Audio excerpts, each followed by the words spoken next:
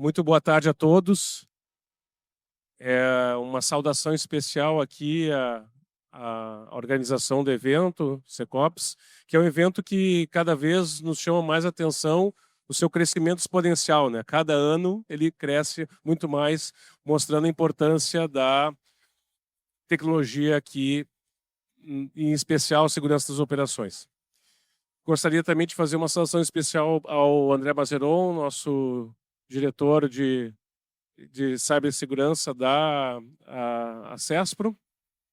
E o tema que nós viemos apresentar aqui para vocês é a importância, né, da due diligence de cibersegurança nos procedimentos, nos processos de M&A, são de fusões e aquisições de empresas de tecnologia, e nessa medida, portanto, a importância desse tema, que pode, eventualmente, criar um impacto muito negativo nesse processo de fusão e aquisição, que corresponde, em última análise, ao investimento e a atenção de uma vida inteira nessa empresa.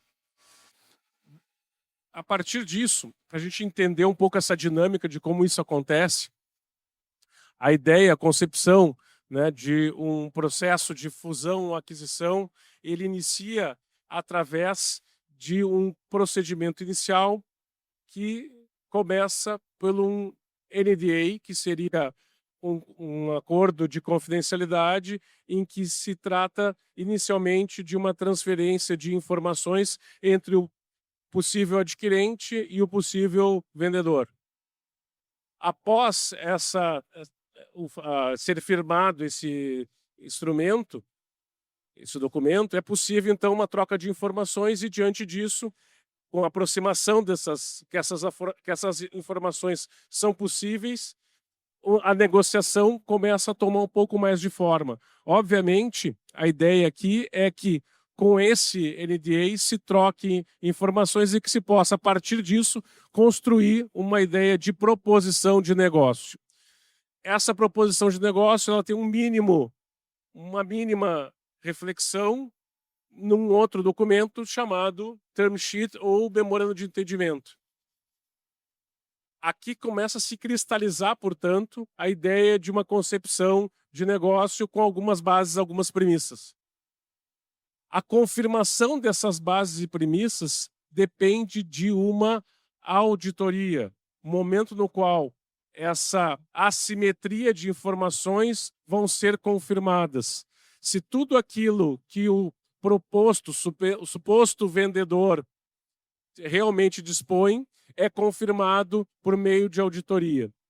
Se essas informações são confirmadas, aí sim eu penso efetivamente em uns documentos definitivos que vão tratar da compra e venda de participação societária, o contrato de investimento, eventualmente uma opção de compra, enfim, os documentos definitivos podem variar. A partir disso, meus caros, o tema de maior gravidade aqui é se efetivamente aquilo que eu digo que eu tenho para vender efetivamente se confirma em uma auditoria. Então, a due diligence, esse momento, ele tem uma importância e um relevo muito grande para a confirmação das proposições desse negócio. Vou passar agora um pouco mais em cada um desses documentos, cada um desses momentos, né, para que a gente possa, a partir disso, entender a jornada pela qual tanto quem quer vender a sua participação societária na sua empresa, quanto quem pretende adquirir a participação societária ou quem quer investir numa empresa de tecnologia, deve adotar na medida em que esse procedimento levaria a uma aquisição mais segura. O primeiro, como eu disse, se trata aqui do acordo de confidencialidade, ou NDA, né? No Disclosure Agreement, no qual algumas premissas são definidas. Afinal de contas, o que é uma informação confidencial? Listando aqui essas informações que vão ser objeto de compartilhamento entre o interessado em adquirir ou investir e o interessado em vender ou receber investimento.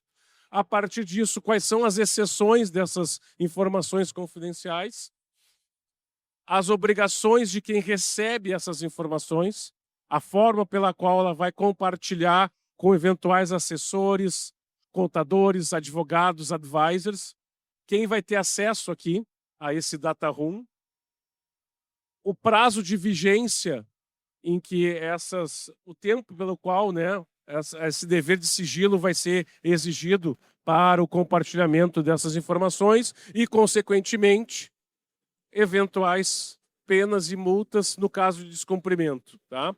Então, essa é a estrutura básica de um acordo de confidencialidade, um acordo de não divulgação de documentos. Então, de informações. A partir disso, eu tenho as premissas iniciais para a gente sentar na mesa para conversar. Olha, eu confio em ti, eu vou te compartilhar informações sigilosas e, ao mesmo tempo, quem recebe assume um compromisso de não divulgar para outros propósitos, senão esse aos quais a gente está tratando e de forma delimitada com quem for interessado para aquele propósito específico.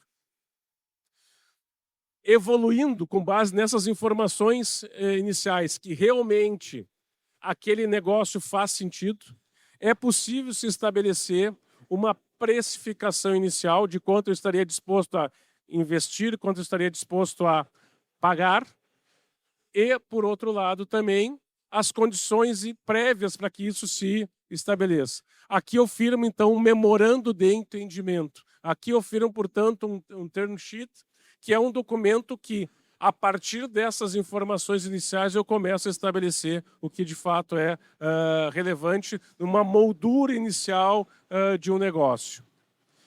A partir dessa moldura inicial, do quanto que eu gostaria de investir ou despender naquela aquisição, quanto que eu gostaria de receber, a forma que eu gostaria de receber, eu estabeleço nesse documento, que é um term sheet, o montante de investimento que eu tenho interesse em realizar, o valor que eu estou atribuindo para essa empresa ou parte da empresa, o valuation, a forma de liquidação, a forma pela qual esse investimento vai entrar, esse pagamento vai acontecer. Pode aqui ter diversas formas, entre elas também pagamentos diferidos no tempo, né, o caso do earn-out, condicionado a determinados termos ou condições. E, a partir disso, eu estabeleço a vigência e a forma de rescisão desse documento que nos vincula. Pontos que devem ser tratados, eventualmente, já adiantando, né, uma futura negociação. Se a extensão daquela confidencialidade do NDA ou não por mais tempo, exclusividade de negociação, né, para que ele não vire um leilão, eu sento numa mesa com um, sento na mesa com outro, sento na mesa com outro, delimito, então, um tempo e um período de exclusividade para aquela negociação, bem como se eu tenho uma vinculação a fazer o negócio e, portanto, uma multa se eu não fizer, ou alguma penalidade, ou eu não tenho nenhuma vinculação. Dito isso, esse termo esse memorando de entendimento, ele vincula cada vez mais as partes, no sentido de estabelecer um pré-combinado, um pré-contrato do que vai acontecer em breve. Agora, para que isso aconteça, para essa compra e venda, esse investimento, esse contrato de mútuo conversível, o que for ser feito depois, efetivamente se confirme, eu preciso confirmar se as informações que eu recebi, que eu disponho, são aquelas necessárias para que o negócio aconteça. E, eventualmente, posso ter ali algum tipo de contingência, né, algo que possa estar escondido, alguma questão que possa ser revelada posteriormente e que isso, de alguma forma, deve ser materializado no preço. Vejam, estamos tratando aqui de uma situação em que eu tenho um vendedor que pode ter fornecido algumas informações ou ocultado algumas informações. E eu tenho um comprador que ele pode ter recebido todas as informações ou ter dúvidas a respeito de outros temas que ele ainda precisa para que possa, de fato, confirmar o valor que ele está propondo pela aquisição daquela operação.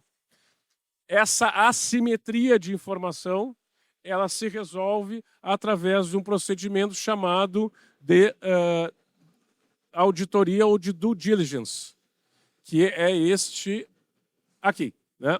Então, o que é uma due diligence? É uma auditoria no qual eu coloco à disposição todas e quaisquer informações que sejam necessárias, que sejam solicitadas pelo interessado na aquisição, de modo a tornar transparente toda a minha operação. Quando se trata da aquisição de participação societária, eu estou adquirindo parcela de uma cota, ou 100% das cotas, parcela de um feixe de obrigações que representa aquele CNPJ. Então, nessa medida, o CNPJ ele traz dentro de si uma série de direitos e obrigações. Se eu não tiver visibilidade sobre todas esses direitos e obrigações, eu posso eventualmente estar adquirindo um CNPJ com um passivo oculto ou com eventuais contingências que eu não tinha conhecimento.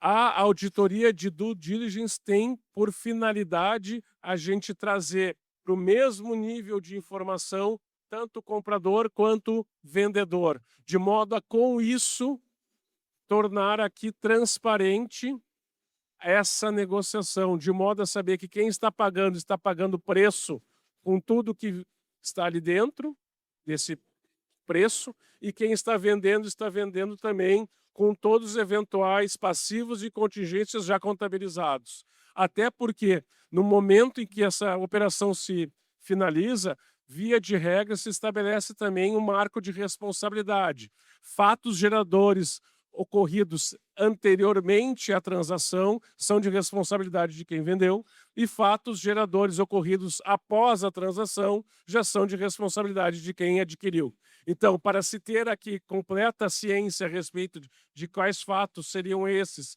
que gerariam eventuais passivos já materializados ou contingências a serem descontadas ao longo do tempo no preço, eu preciso identificar isso nesse momento. Então, a due diligence nada mais é do que uma auditoria na qual um terceiro, normalmente eleito pelo comprador, tem acesso a todas essas informações. E, a partir disso, ele emite um relatório dessa auditoria identificando quais são os passivos já materializados, aqueles passivos que eu já tenho a sua identificação clara e, por isso, posso fazer o desconto no preço, ou, eventualmente, eu tenho contingências que venham a se materializar ao longo do tempo, tentando tornar a apresentação um pouco mais concreta. É muito comum no setor de tecnologia a gente ter contratações de PJ, né, ao invés de um seletista. Nesse caso, esse tipo de contrato pode gerar um passivo trabalhista. Não significa dizer que vai gerar, mas pode gerar. A partir disso, eu tenho aqui não um passivo materializado, eu tenho uma contingência a ser tratada, que pode, dentro da curva de prescrição dessa eventual demanda trabalhista, ser tratada no tempo. Eu tenho que trazer a valor presente e fazer uma retenção desse valor, aguardando que, eventualmente, possa ou não ter essa materialização dessa contingência.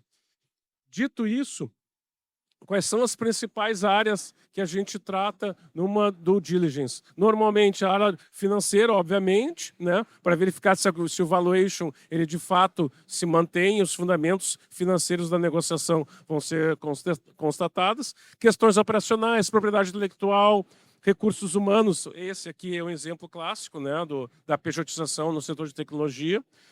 Aspectos ligados à estrutura societária, né? Se tem outras vendas, se tem outras empresas ligadas ao mesmo CNPJ, qual é a estruturação que a gente está tratando aqui. Questões ligadas à privacidade e proteção de dados e eventuais condições específicas do sócio da empresa, que pode aquele CPF ter algum tipo de contaminação que impacte o CNPJ que a gente está negociando. Outro aspecto interessante disso é que, a partir da...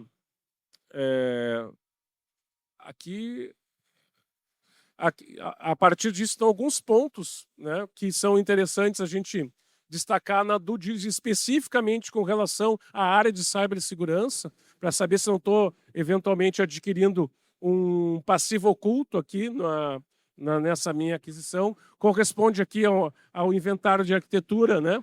O inventário de arquitetura dos sistemas, Eu vou acelerar um pouco aqui, pessoal, também para dar oportunidade. Eu vou abordar mais sobre isso depois. Eu acho que o Mazeron vai aprofundar bem esses temas. Mas veja, todas essas são circunstâncias que podem eventualmente ensejar ou um passivo materializado ou uma contingência que eu tenha que resolver. Qual é o impacto prático disso no negócio? É o preço. Valuation é quanto que vale. Preço de mercado. Preço do negócio, ele pode ser diferente do valuation na medida em que eu vou aplicar eventuais descontos em razão dos passivos e eventuais retenções decorrentes dessas contingências. Então, essas situações todas são vulnerabilidades que podem eventualmente impactar o preço. Outros aspectos interessantes aqui dizem respeito, né, a partir disso, como é que a gente direciona essas questões nos contratos definitivos. Devo ter declarações e garantias nesse documento definitivo, dizendo, por exemplo, né, que a empresa está em conformidade com a LGPD e essas normas setoriais. Essa é uma declaração feita por quem está vendendo. Se eventualmente isso não se confirmar no futuro, essa declaração vai exigir o acionamento de uma garantia para eventuais decorrências, impactos disso. Indenizações, condições precedentes necessárias a esse tipo de situação de compra e, posteriormente, também obrigações do pós-fechamento, pós-negociação. Dito isso, eu vou agora passar a palavra para o Mazeron, que vai tratar desses temas mais específicos ligados à due diligence de cibersegurança. Boa tarde, pessoal. Eu vou comentar um pouquinho primeiro 2 cases, que são cases bem notórios, foram amplamente divulgados na mídia, não tem nada de informação confidencial aqui, mas que eles ilustram bem essas situações dos riscos vinculados à due diligence incompleto em processos de fusões e aquisições. O primeiro deles é o caso do Marriott e a rede Starwood. Marriott comprou a rede Starwood de hotéis e, pós a compra, a gente topou com uma surpresa desagradável lá. Tem uma timeline dos eventos desse processo todo, né? Começou bem antes do processo de fusão e aquisição. Sistemas da Starwood foram comprometidos em 2014. Os caras tiveram acesso a sistemas, começaram a exfiltrar dados, todas as informações de reserva, números de documento, números de cartões de crédito, né, data de check-in, check-out, qualquer informação dos hóspedes da Starwood, esse pessoal estava sifonando para fora. Aí, 2 anos depois, olha só, aí a Marriott adquire a rede Starwood por um valor, né, bem significativo, estamos falando de 13 bilhões de dólares. Mais um ano para fazer a integração de sistemas, né, e daí, em 2018, 4 anos depois dos sistemas da Starwood terem sido comprometidos, a Marriott começa a desconfiar que tinha alguma situação de vazamento de dados do banco de dados que eles herdaram da Starwood, não era dos sistemas da própria Marriott, era do legado. Aí eles acabam confirmando o vazamento. Inicialmente a informação que eram dados de 500 milhão de hóspedes, depois começou a se entender que tinha duplicidades de nomes, etc. Baixou para 383 milhões, que continua sendo um número significativo, é maior que a população do Brasil inteira, por exemplo. Esse case, para mim, ele foi bem marcante, porque meus dados, eu sou um dos 383 milhões de hóspedes da rede que tiveram seus dados vazados. Bom, aí não tiveram alternativa, não sei, ir para o mercado, comunicar aos titulares, né, que houve a situação de vazamento e tudo mais. E daí foram penalizados, a Marriott foi penalizada, a Starwood já não existia mais como empresa independente, foi penalizada tanto nos Estados Unidos quanto no Reino Unido, estamos falando aí de 43 milhões nos Estados Unidos e 18 milhões de libras no Reino Unido, uma penalidade significativa, né? Então, em algum momento o processo de due diligence falhou, porque eles não poderiam não ter percebido os indicadores de comprometimento de um ataque tão massivo e de duração tão longa. Foram amplas as oportunidades de detectar que tinha um problema, e isso teria evitado, então, como o Alexandre comentou, isso teria impacto no valuation, etc., e poderia ter sido sanado antes da fusão e aquisição, evitado esse problema todo. O outro caso bem notório é a compra do Yahoo pela Verizon. E daí uma situação um pouquinho diferente, momentos diferentes da detecção do problema e, portanto, ensejaram respostas diferentes também.